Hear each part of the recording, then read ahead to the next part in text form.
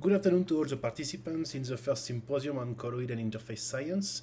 I'm Julian Lombard and I'm presenting a poster called Reproducible nanobubble generation towards an enhanced thermoacoustic energy conversion for theranostics applications.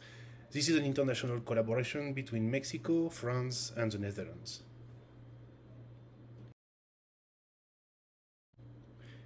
In this work I'm presenting, I'm going to speak about explosive boiling and nanobubble generation and its consequences and possible applications, in particular for nanocolloid-assisted cancer therapy. The general idea is to consider a colloid, a metallic colloid, irradiated by a laser. This colloid sees its temperature increased by several hundreds of kelvins, thus generating a hot spot in a liquid. Subsequently, there is a heat transfer to the surrounding fluid, leading to gradients of temperature of more than 10 kelvins per nanometers. And under some specific circumstances, the system undergoes a phase change to produce a vapor bubble of some tens of nanometers of radius, and at the same time, it emits a pressure wave that diffuses away from the nanoparticle within the liquid.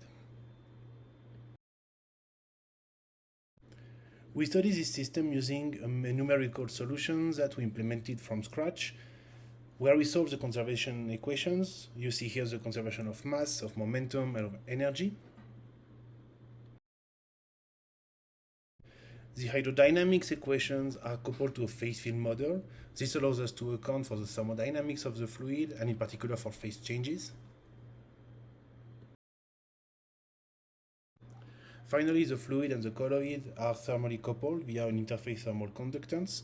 It's the term in G that you see in red on the right. It is worth noting that when the colloid is surrounded by vapor, this conductance drops, which means that the nanocolloid surrounded by vapor is thermally isolated. In this work, we focus on the photoacoustic energy conversion, which means the conversion of energy from the laser to a pressure wave. We see here the displacement of this pressure wave at 50, 100, and 150 picoseconds, and we notice that the amplitude of this pressure wave can reach very high values.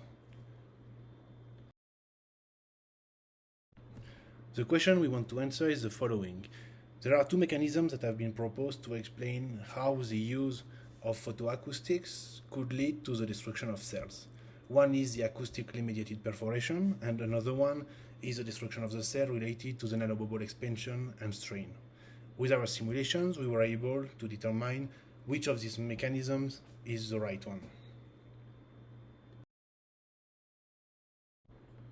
Finally, we present a very novel approach to the generation of nanobubbles, which is the production of reproducible nanobubbles.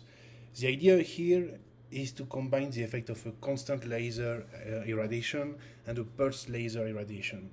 And we see that depending on the intensity of the pulsed laser, we can reach a regime where we produce a bubble at each pulse, or we can reach a regime at high intensities where the system is completely saturated and we do not see any reproducibility.